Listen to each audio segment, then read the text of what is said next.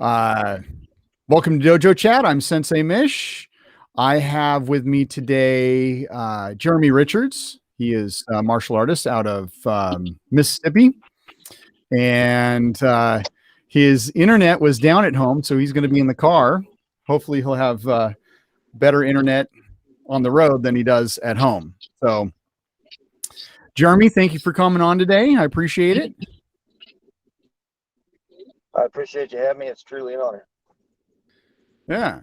So, what kind of martial arts do you do? My primary style is called catching do. It was founded by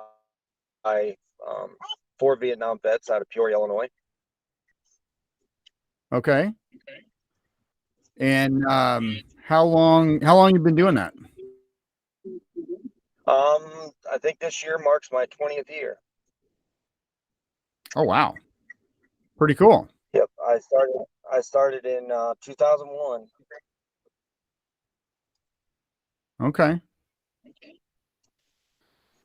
What about that style do you like? I mean, what kind of drew you to it? Well, first of all, my biggest challenge was I have spina bifida, and when I was younger, I called every martial arts school in the phone book, and everybody declined to take me as a student. They said they weren't qualified, or I even had a couple laugh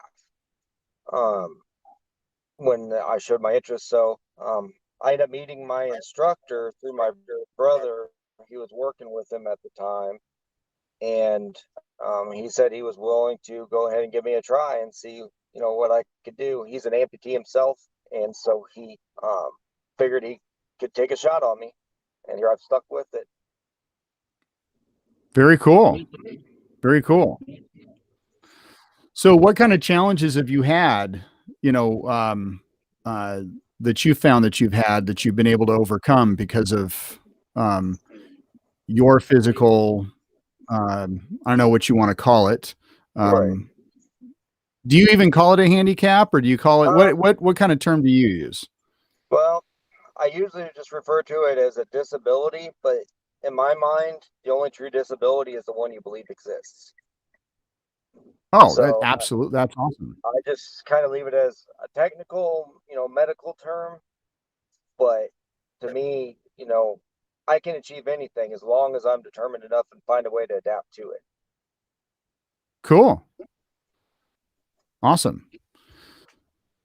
But some of the biggest challenges really early on, when I was younger, I wanted to do everything up on my feet. I wanted to do all the kicking and all those aspects. And because I had bad balance because of the spina bifida, it was extremely difficult, but I had reached a point where I could do a majority of it.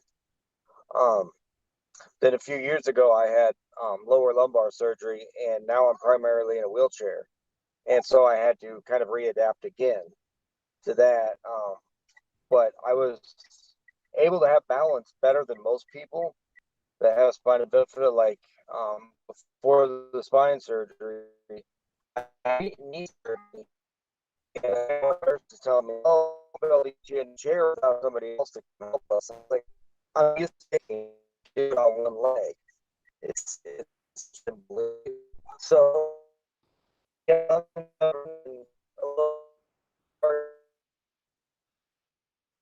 actually got out of the chair on my, but down the hallway on one leg. Oh, did I lose you? You were kind of breaking up there. Ooh, I think I lost Jeremy.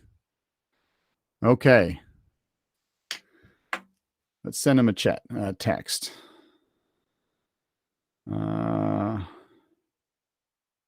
I think I lost you.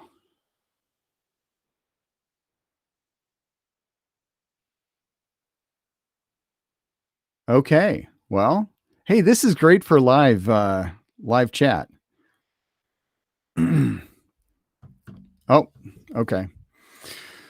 Well, we'll wait for him to get back. Oh, he's ready to rejoin. Oh, there we go. Show and stream. 3, 2, 1. Full signal. I'm not sure what happened. I don't know. Well, so before I lost you, you went all garbled, You were Okay. talking about right before your surgery, and then you kind of went garbled, and then then you ended up with I don't know, being on one leg, going down the hall. I don't Yeah. know. Retell that story. Okay. So they told me they wouldn't be able to help me transfer from the bed to the chair at the hospital after knee surgery. Oh, okay. Knee surgery. Yep. All right. And back at that time, I was doing a lot of kicking. I had worked my balance. Still wasn't like, most people's balance would have been, but I was capable. So the nurse, was kind of rude about it and said, no, we have to get somebody else to help you get out of the bed. So being young, stubborn, hard headed, I decided I'd show her otherwise. So as soon as she left the room to get that person, I went ahead and got on one leg and not only hopped past the chair, but went down the hallway and go down. I went all the way down to the nurse's station. And Yeah. she's like, how are you down here? I say, well, I told you I'm, used to kicking and stuff. But she's like, you got spina bifida. You should hardly be able to even get to a chair with two legs, not alone two. I was like, it's the martial arts background. Right on. Yeah. It's fun. I don't know if you know, I actually, my 40-hour gig, I work in a hospital, not so much anymore. Now I'm in the perfect retirement spot, but, patients, we would just call you guys, stubborn, wanting to be able to do everything on your own, which is great because that's something that, uh, you know, pushing yourself to heal. So, and being able to be independent. Right. But But at yeah, the same time, it's that's a awesome. And misery. yeah. And being able to, especially showing that, your martial arts has helped you with that, that's great. Now, one of the things, you're frozen, by the way. I don't know. But I know one of the things you wanted to talk about was students with disabilities in the martial arts, or uh, and maybe not specifically disabilities, but it may be the whole spectrum of special needs, whether physical or mental. Oh, you're still frozen.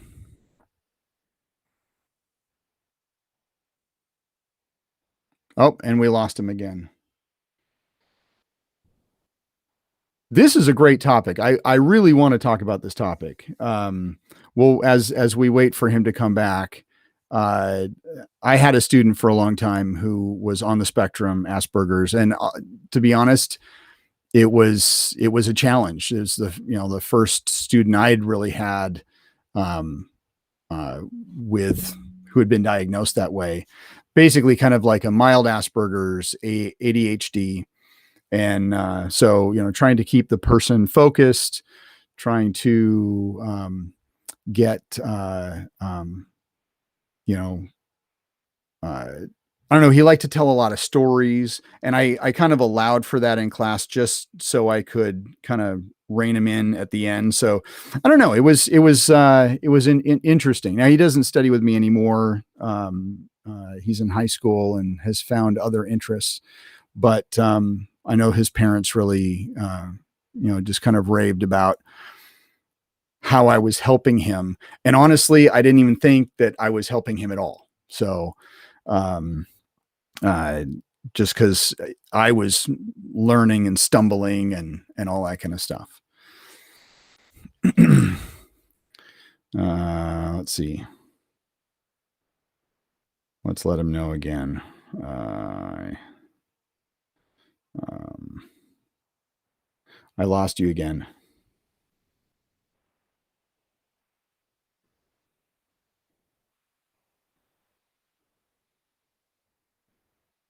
Okay.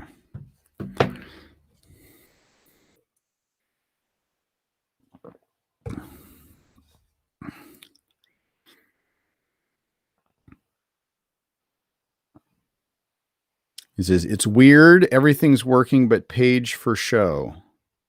I don't know. Maybe it's the system. It just doesn't like uh, Wi-Fi. Okay, here we go. He's joining again.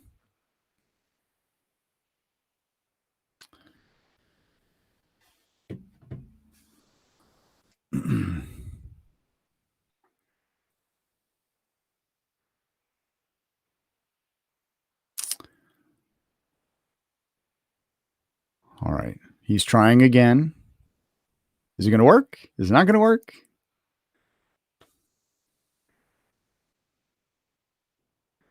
I have one viewer. That one person watching. Put in the comments. Let me know who you are. Thank you for sticking it out.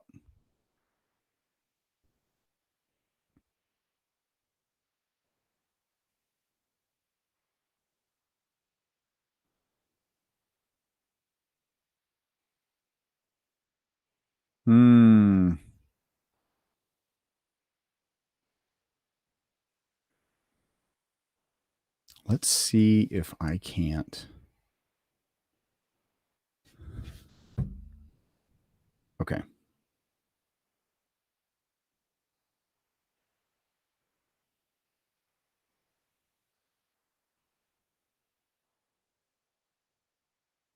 Actually, we're going to stop it. We're going to do this. I'm going to try this out. Let's see if this works.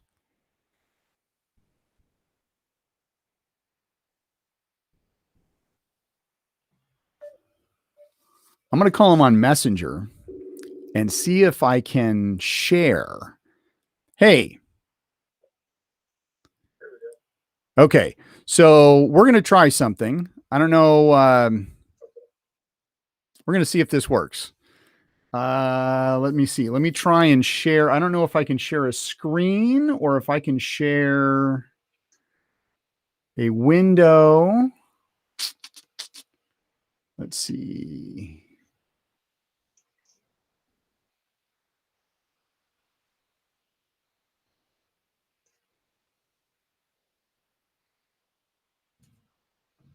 Okay. Well, you're tiny, but I can see you. And you can see my kind of background, my thing. Okay. Actually, let's see if I can't. We'll change some settings here. We'll go to that camera. Okay. Okay, let's see if that's better. Okay. Okay, so I had been talking about my student with Asperger's that we had mildly touched on earlier in the before we went live. But okay, so one of the things that you've been able to do as an instructor, I think what you say you'd been studying for 20 years, something like that. Studying for 20 and teaching for 10. Okay, right on. So 10 of those 20 years, you look pretty young. So I'd say 10 of those 20 years that you've been. Yeah. So tell me some of the, how, oh, no, we lost him again. Oh no, that's a pause. Okay.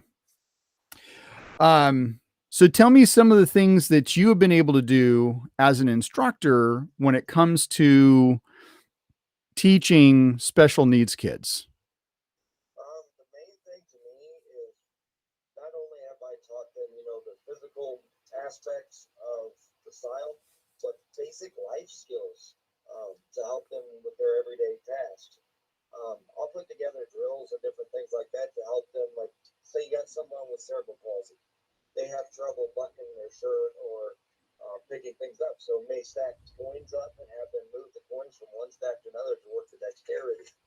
Or like if they're blind, different drills to make them feel different things to find what they need to work in their everyday life. We even took one young man, he has cerebral palsy, he's in a wheelchair, and if he gets, something were to ever happen, he had no idea how to get back into that wheelchair. So what we'd actually do is put him on the floor and work with him to find ways for him to get himself back in the wheelchair, and it actually saved him in an incident. Oh, wow. Awesome. So to me, that's the big thing is you've got to be able to adapt what you're doing to their needs and help them become the best they can. Right on. So it's not, would you say it's not necessarily more about self-defense, but more self-defense in skills that will help them, like in this case, the student, being able to, he falls out of his chair, but him learning how to get back up into it. Yeah, I mean, that's an aspect. There's also the one, somebody tried to attack them and different things. I want them to be able to, get out of the situation or, stop the attacker. Right. But we try to incorporate it into, the full circle in every aspect of life. Okay. But one of the things I see a lot of instructors run into, in my opinion, when it comes to teaching people with different needs, is they're so focused on, say, they want them to be able to kick, but you have somebody in a wheelchair that can't move their legs necessarily. Your typical, front kick isn't going to be what you think of as a front kick. Right. But if you, can do something like, say, adaptive, where they know how to run their leg into somebody with their wheelchair, that's still, in my opinion, a kick. Yeah. It's going to not be set so much on the curriculum as you see it, that you're willing to bring it to the person as they need it. Right on. So how do you, when it comes to your disability and growing up, how uh, how have you dealt with bullies? And because I'm assuming that you were bullied. I know I was bullied, and I think most young kids are bullied in some shape or form. But how did you deal with it? One thing I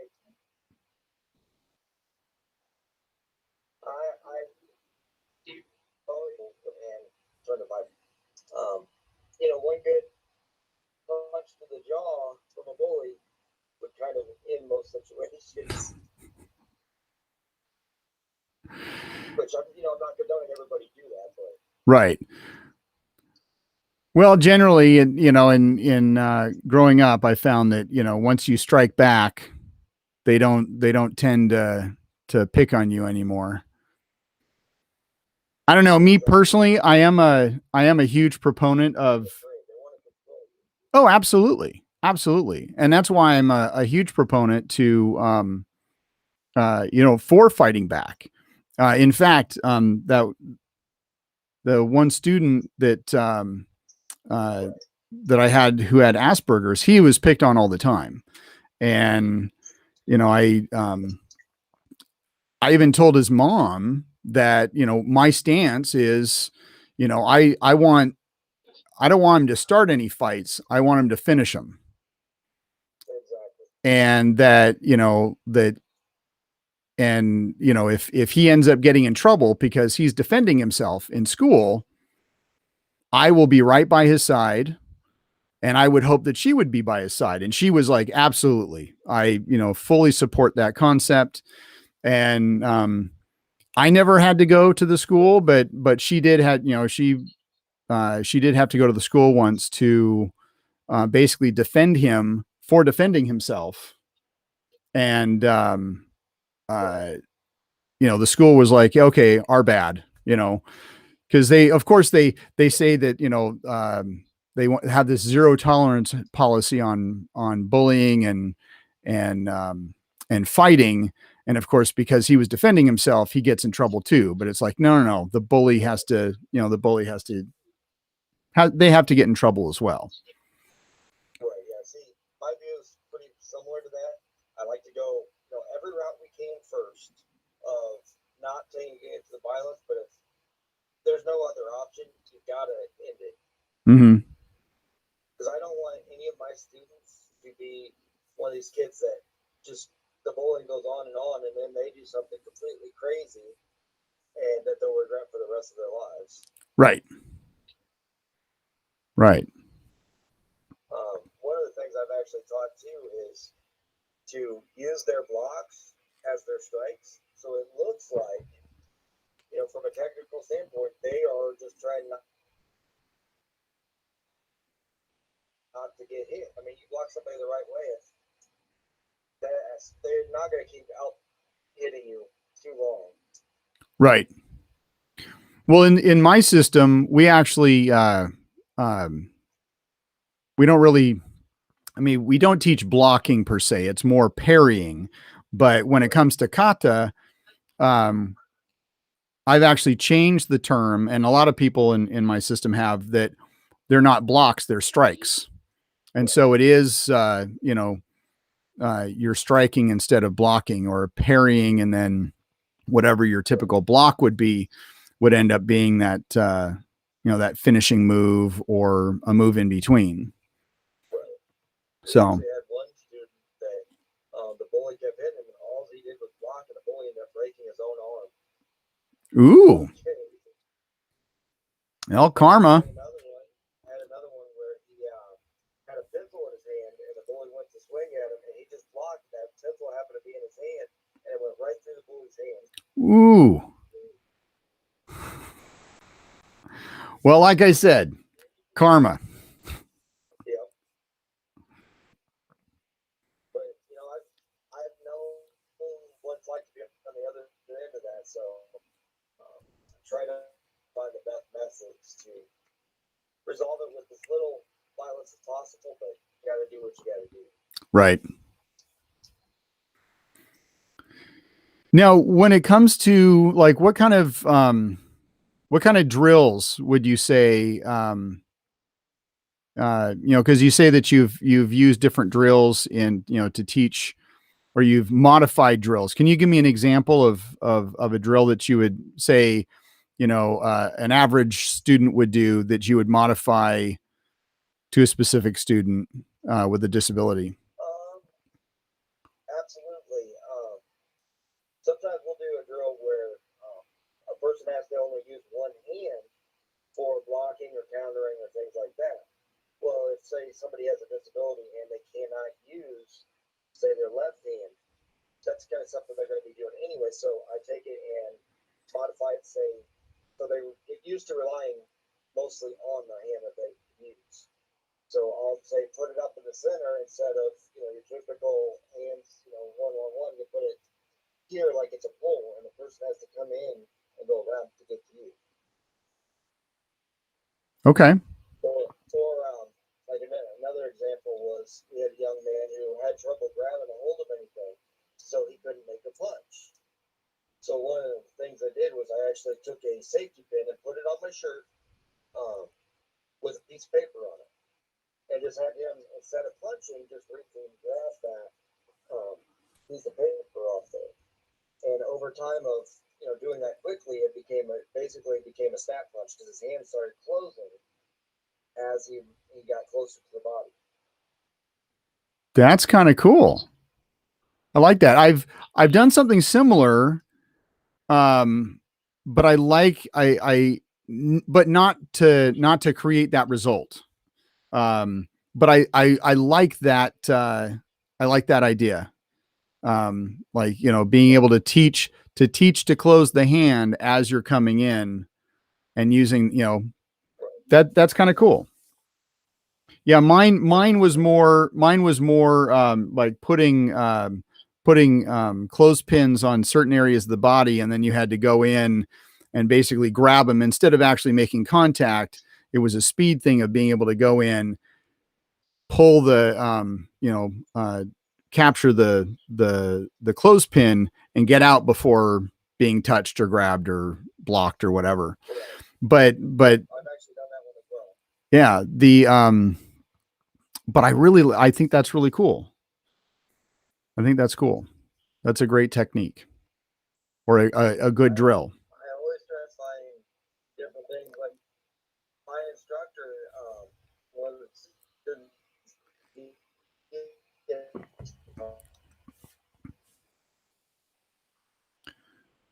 Oh, one eye.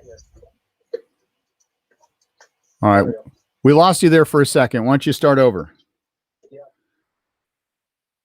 I'm actually sitting still, so I'm not sure what to do. Isn't it always like that?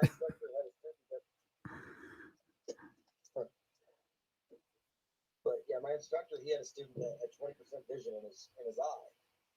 And, so most blind people, they get used to carrying a cane around or some kind of stick to help them navigate. So he taught him actually to feel.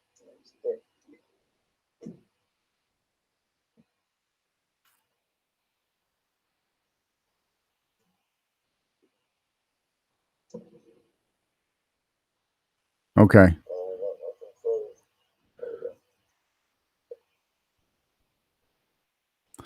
So he taught him to feel. Feel where the person's body is, and in turn, he could tell in reference, basically. It's just more teaching him precision with his cane. Okay.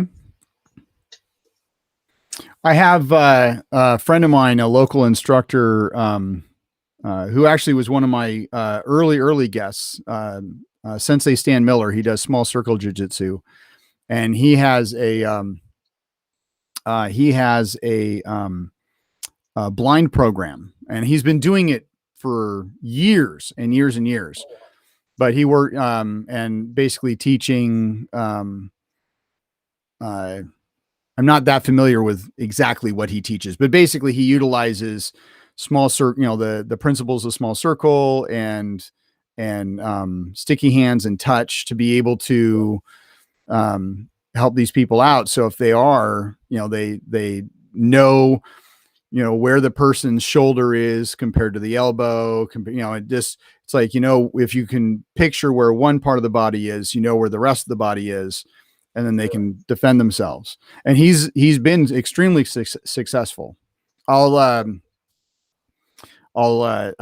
think he still has his Facebook page. I'll share it with you so you can see it. And actually, I'll put it in the description below just because it came up. Because Stan's a great guy. He's great martial artist, but he's very successful with that program. So.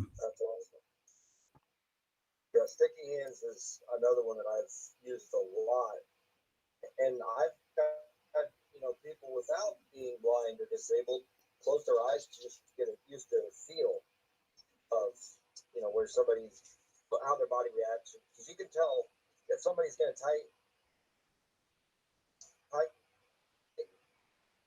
their hand and make the fist or touch. Right. Well, you kind of froze up there, but yeah, you can totally feel muscles tighten and relax, and if you understand how the body works, yeah, you can totally figure out what they're doing. Right. So yeah, I always did that with with students without a problem anyway. So if touch is a little bit higher than the average person, because that's one of their key senses. Mm-hmm.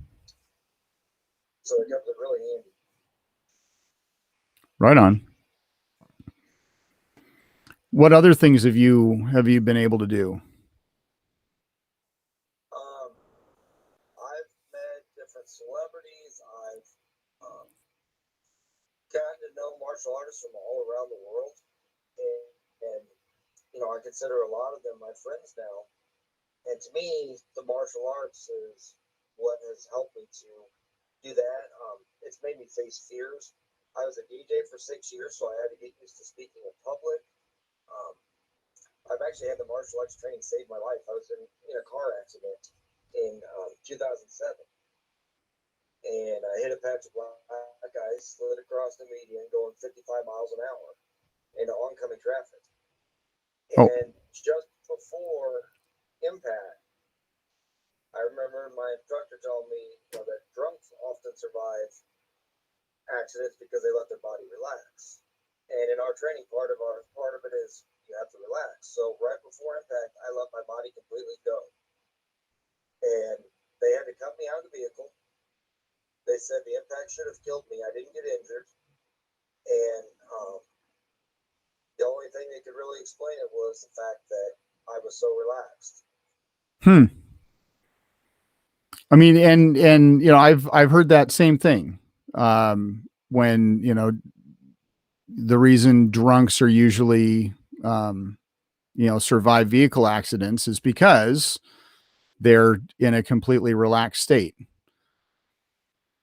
So, and generally, if um, and not even bringing accidents into this, anytime like you're doing something and you tense up, that muscle, I found that those muscles can even though, well, I don't know where my mind was going with that, but uh, yeah, I don't know. It was a brain fart. Yeah, but your body, if you think about it, if something's coming in at your body, it's one thing for it to just take the full brunt of it. Mm-hmm. But if your body's moving with it, relaxed, that power dissipates. Yeah. Like I'll do drills where I'll actually have somebody punch me in the chest, and I'll move my body, my chest, or my back, or my shoulder just slightly, along in time with it, and there will be no real impact on me. Well, it's like it's flowing with emotion. Right. It goes back to body mechanics and the way the energy works, and all those aspects. Yeah. And okay, so that's where my mind was going. I don't know why I lost it there for a second, but yeah, being rigid, you don't move as smoothly. There's you know, I've heard the term that what is it? Tai Chiists are some of the fastest people that you see, Oh, absolutely. even though they practice slowly. But it's one of those things where, yeah, I mean, being rigid can actually slow you down Yep. and injure you. Yep. So People not understand what I was doing, because like I'll take a student that's say afraid to hit somebody, and I'll have them hit me because I know if they get used to hitting me, I know how to take the hit. I'm not going to most likely get hurt from it. mm-hmm. I'm going to move my body with it. But people thought, oh, you're just being brutal letting somebody hit you. But in reality, I'm not getting injured. But it gets them used to doing it on somebody that knows how to deal with it instead of just, throwing at somebody that can't figure out what to do. Because if they're afraid to hit somebody, like we do a lot of two-person drills. Yeah. And the technique will not happen right if the person's not coming in to actually hit you. Exactly. Yeah. I was usually people have asked, what kind of art should I, it's like, oh, I want to start studying martial arts. And it's like, okay, well, regardless of what art you want to study, when it comes to self-defense, you need to be able to live with the fact that you need to hit somebody. And a lot of people haven't ever hit anybody. Absolutely. And a lot of them have never been hit. Exactly. Absolutely. That's one of the things that, running into, working in security in a hospital, dealing with violent patients that are coming in. It's like, you get these people who were like, oh, I want to be in law enforcement. And I think I'll start in, I'll start in security, and, hospital security pays well. And it's, and we've got a great department, but then you get these people who they've never been in a fight. They've never been hit in the face. And they've never experienced that violence, even in a even in a controlled setting. Right. I believe that was Mike Tyson that said everybody's got a plan until they get hit in the face. Yeah.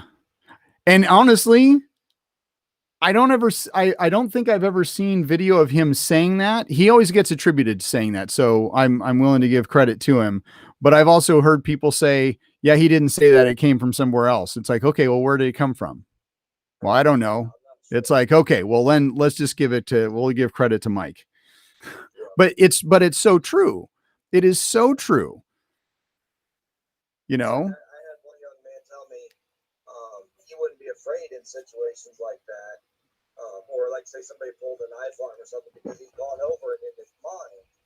But until you're in that situation where you're looking that knife or even that punch straight on, you don't realize you will be afraid. Mm-hmm. And everybody has their own, you know, they say that you know, you have your shoot, what is it? Your freeze, fight, or flight response. And everybody freezes. It's just how long is that freeze? For some people, the freeze is nanoseconds. For others, seems like forever. Right, because the fear controls them. Yeah. I worked at, this will show you how old I am. I used to work at a Hollywood Video. Oh, wow. And our store, I started that store. I worked there for about a year. I left, and then I came back to the same store. The theft was really bad, especially when I came back. And I'm one of those people, I'll chase after you. Like, my manager and I were actually sat down once by the who was it? Our district manager, who said, he's like, okay, so you know these movies only cost us like $4 a pop. So you can't be, don't be, putting your life in ruin for just a couple of discs. But as an assistant manager and him as a manager, our bonuses were based off of that theft. So it's like, okay, we'll stop taking $24 from, per disc if it's only going to cost $4 out of our bonus. So until that happens, we're still going to start chasing people. And then it actually came down to, hey, I heard you guys caught somebody last night. Can I watch the video?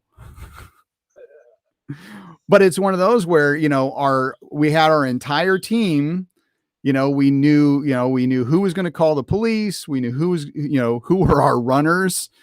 And this one guy who had worked with us left and came back. We had this one, I don't know. They had this huge stack of DVDs. They go out the door and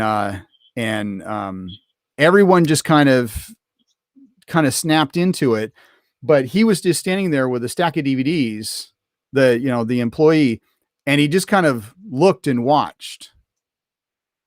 And when I came back dragging the guy that had stole the stuff, I was like, Jeff, dude, you're just going to stand there and watch? And he goes, I didn't know what to do. Like, it just happened so fast.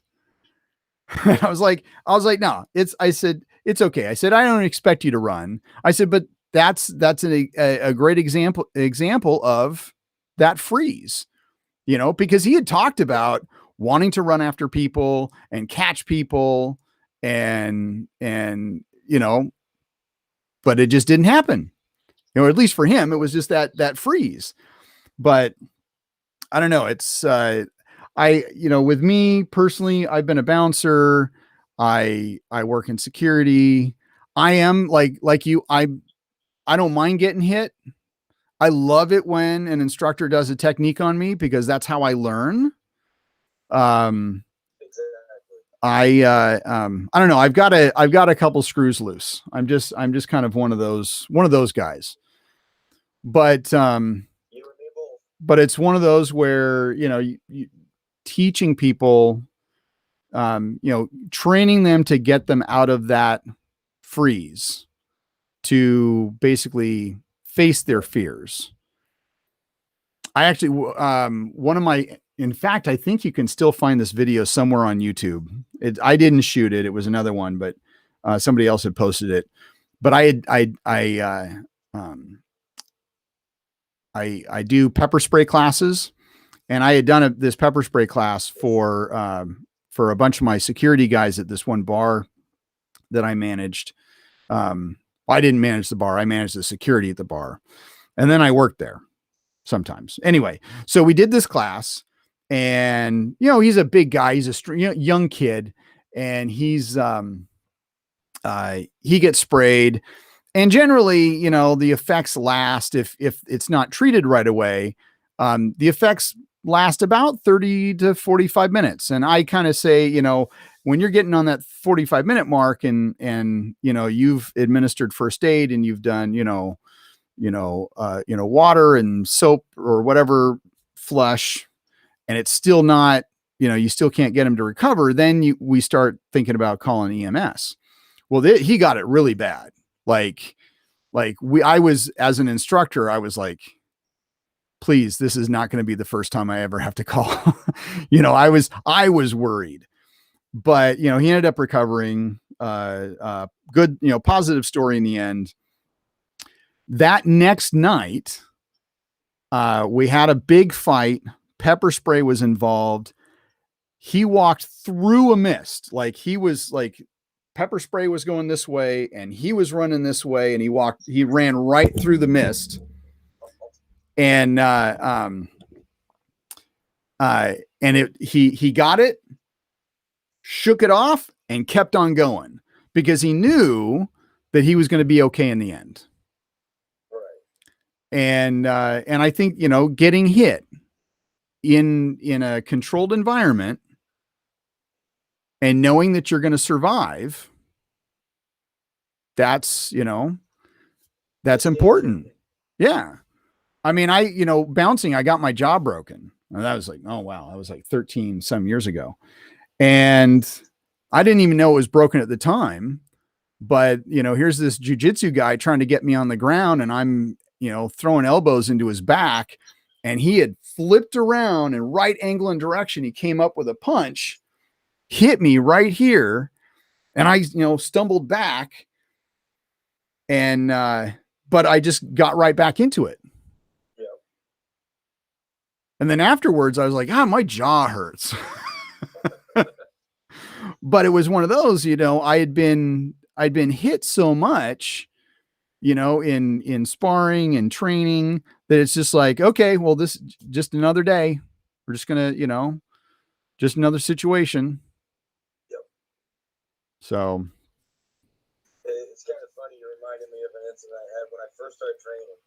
I was training, I think, about 6 months with my instructor, and I was working at a skating rink. They had me on security one night, and there was a young man out there, and he had worked with us for a little while, and me and him just kind of never got along. He just had this really bad attitude to him.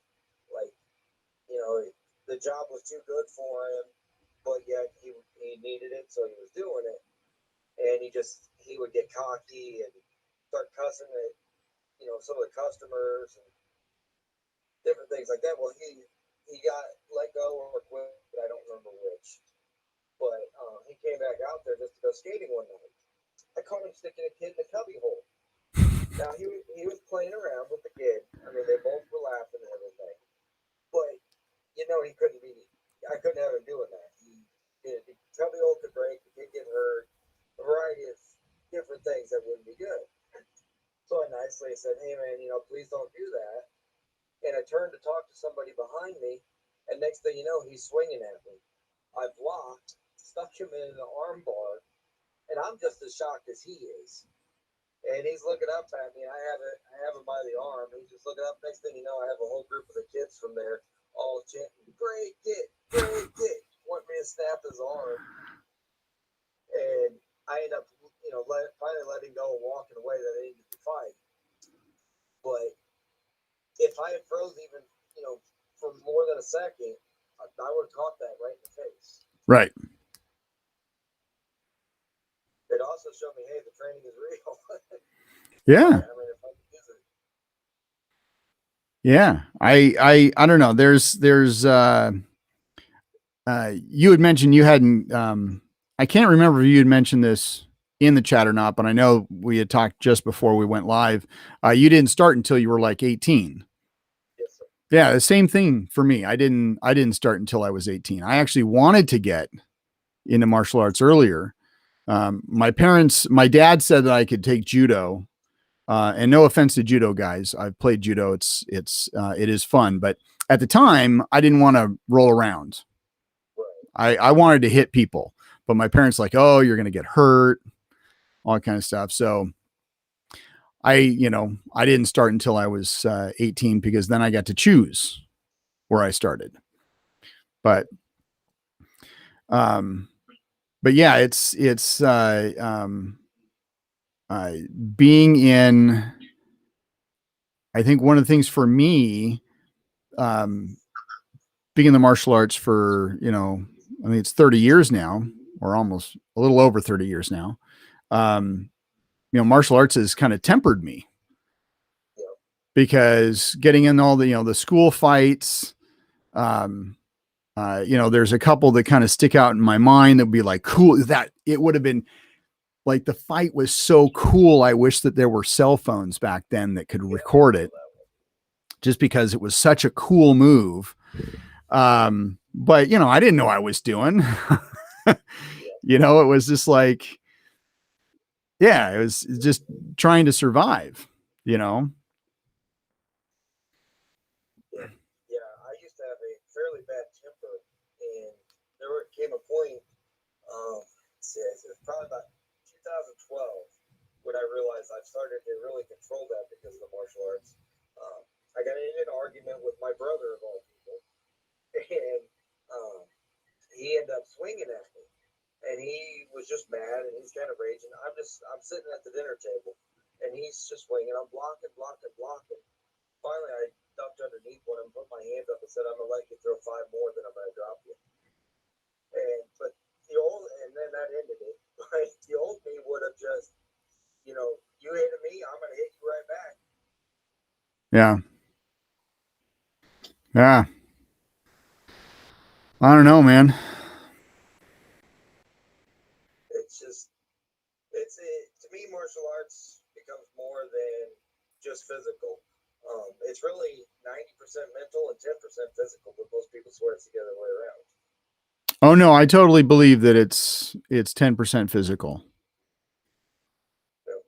I've had so many people when they're first starting their training, they're like, "Oh no, I'm exhausted. It's all physical." No, your mind is where it's at. Yeah, it's visualizing where you want to put that opponent. I don't know if you guys do a lot of chi work or energetics. We do. Yeah, yeah. A good friend of mine actually that does a lot of that made me a believer in it just came down and visited this last week. Oh yeah. Mr. Todd Fortman. I'm not sure if you're familiar with him. No.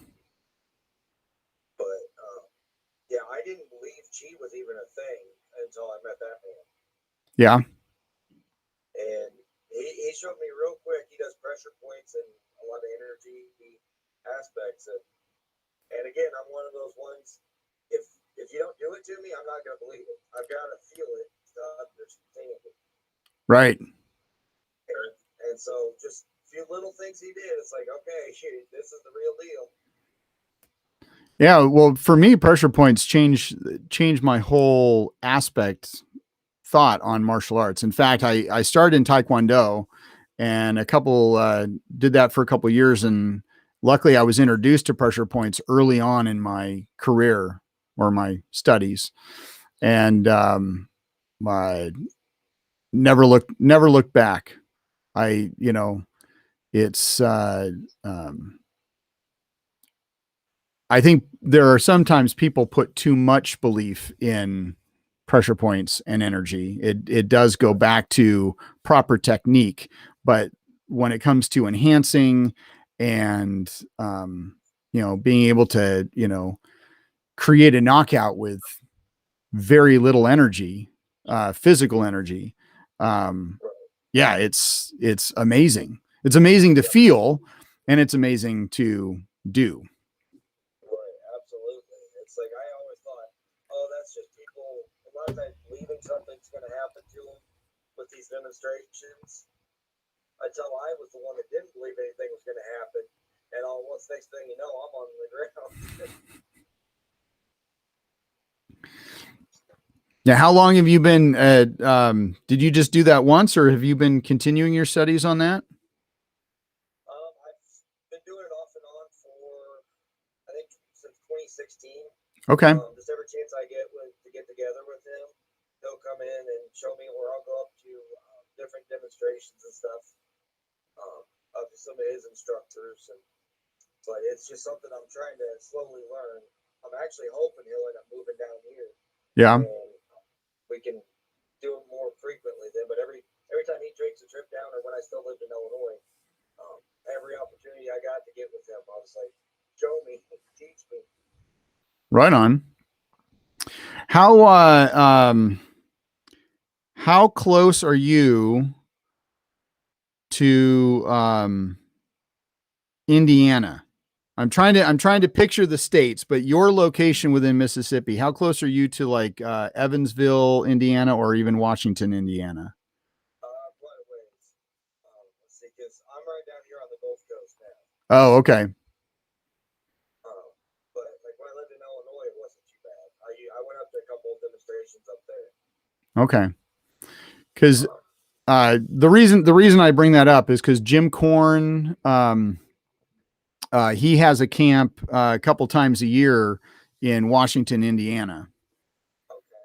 So I've been there a handful of times. I just was out there in April. I'm going back in September, but it's just a whole weekend of pressure points demonstrated within different arts. So Right. Yeah. I've been up. Can't remember the name of the instructor of the one I went to up in Indiana. My memory's going. But I went to a few up there. Then I've done some trainings from different things like harness and firearms and stuff up with Ken Smith up by Chicago. And okay, so that's cool. Ken's a good he's a good instructor. Absolutely. Yeah, he does nice harness. Does some Q show as well. He does pressure points as well. So Yeah, my friend that's been teaching me the pressure points, he's good friends with him. So he took me up, introduced me to him, Dr. Steve Stewart, and Chuck Boss, and a bunch of others from his group. right on. Very cool. Yeah, that's it's kind of interesting how I ended up meeting him in the first place. Was the head of our system decided he wanted to take a break from teaching. So my instructor said, we need somebody to fill in on Saturday classes. So he asked me if I'd do it, so I did. And attendance was kind of low at that time on Saturday class, so I just put out an article everywhere, Facebook, anywhere I could find a place to put it, and said anybody, any style else they want to come and exchange ideas and training. I don't care what your rank is, because to me it's not about rank. Come on out. Here's our address. Here's the times, and meet. And Mr. Fortman, he decided he's seen that, and he's like, well, I'll just come, see what these people are about. And for a couple weeks, he didn't make it out, and we decided to paint the building on a Saturday. oh yeah. And he decided to show up that day, and we're out painting the building, but we ended up having a conversation out there and do a little impromptu training, and we ended up becoming really good friends, and now he's teaching me so much. Oh, cool. Very, very cool. Yeah, it's interesting how people meet. My instructor, I don't know, Mark Klein. We actually met originally back in '93 or '94 in at a Big Three seminar.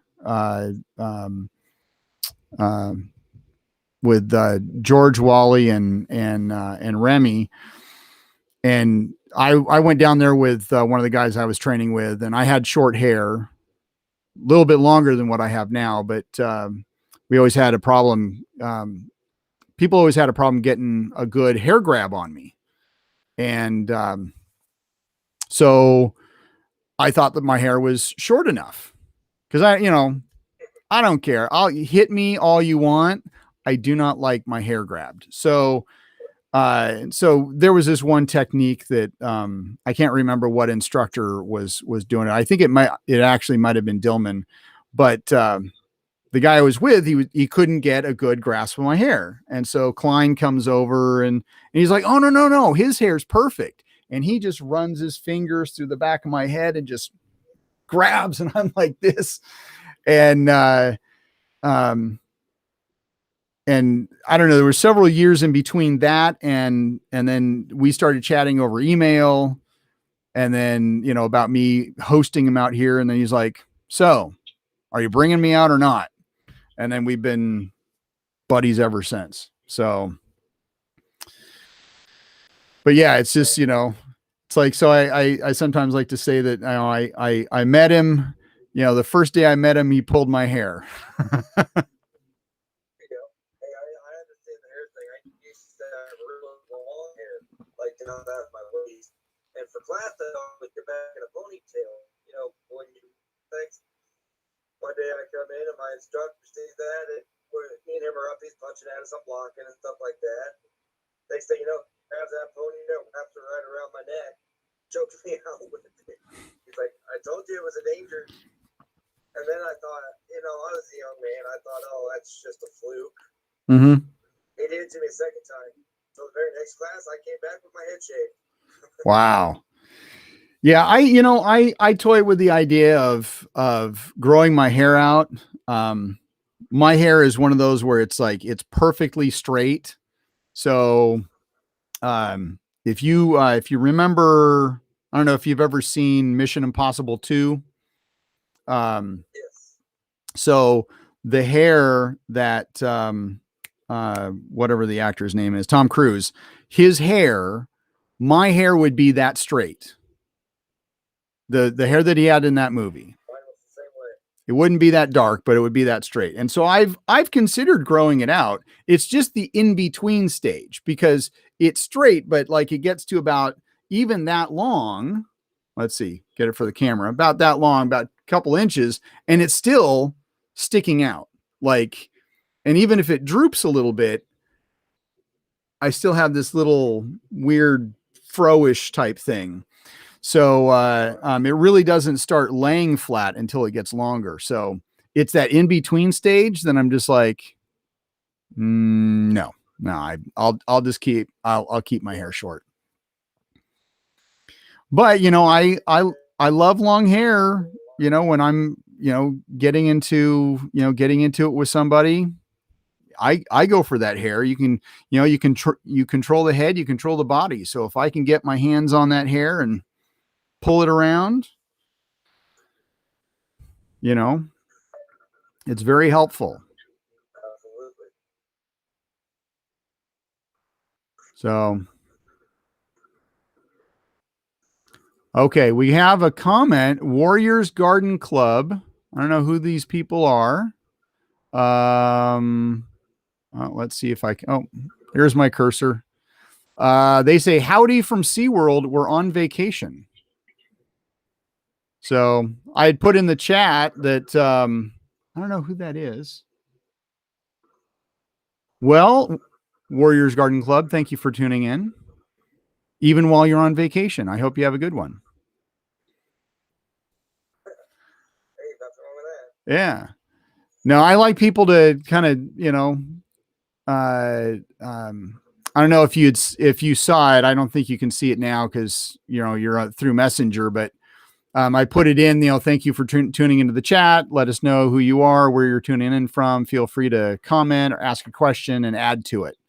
So, but And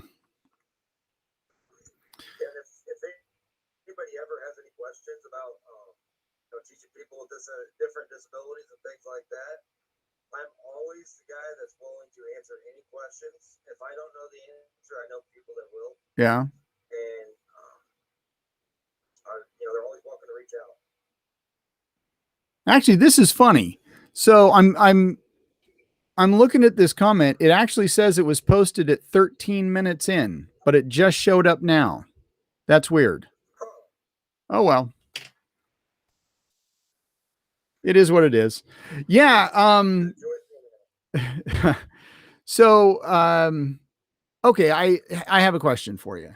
So you have that kid who, or the student, say adult, or let's stick with the kids because they're a little bit more less control, less life experience on control. But you have that kid who's, say, they've got ADHD, Asperger's. They have really hard time focusing. What are some of the things that what are some of the techniques that you do to help them focus? What do you like? I had mentioned something earlier before our chat, but while you were trying to reconnect, I had mentioned my student, and it was a challenge for me to get him to focus. I used to call it, well, I still call it squirreling, after the dog from Up, because it's like, oh, squirrel. And I never did it. I had talked about, just getting like a stuffed squirrel, and then just be like, if you're going to squirrel, because he used to be like, ooh, shiny, get that squirrel, and just be like, okay, we want to focus here. So I'm going to put the squirrel here, and that's where you need to focus. Never did that. We joked about it. He thought it was funny. But I don't know what kind of techniques have you done? That's worked? When it comes to that, first thing I try to do is see what kind of triggers them to lose that focus, especially with like people with Asperger's. Like I had one little boy. He came in. I kind of taught him privately for probably about 2 months, just until he got used to working with me, because noises and commotion would cause extreme anxiety. Mm-hmm. So then, little by little, what I started doing is we trained using music. So, oh, you froze. music, I try to keep his focus.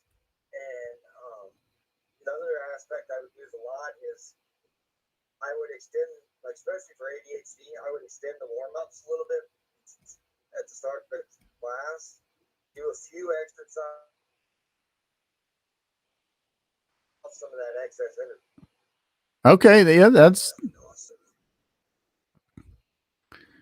You are a little broken there, but I did get I did get that you would train with music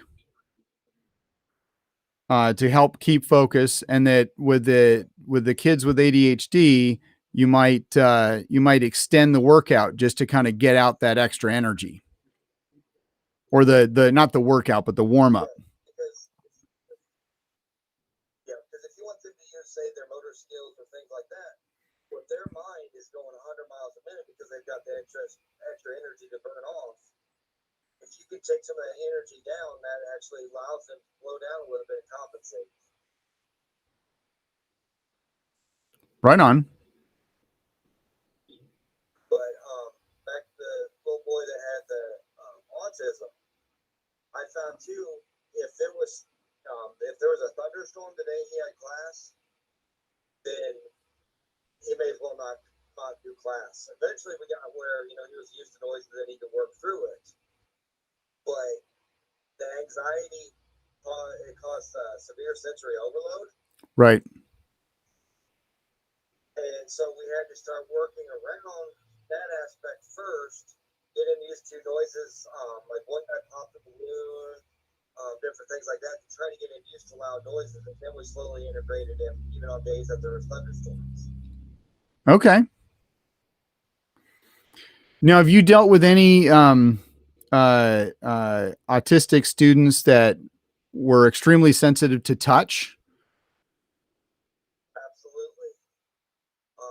That is one that is extremely challenging, but at the same time, usually there are certain things that they like the feel of. Like one that I worked with, he liked to feel of certain fabrics. Okay. So under my uniform, I would wear a shirt that was made out of that fabric. And when I would get to go up with him, and if I wanted him to do a drill that involved touch, I would slide my gi top off or take my gi top off so he would feel that fabric that he liked, and it would actually help calm him down while he was doing it. That's interesting. That's kind of a cool technique. I mean, that's inventive. I hadn't even thought of that. That's kind of cool. But then again, I hadn't been in that situation. So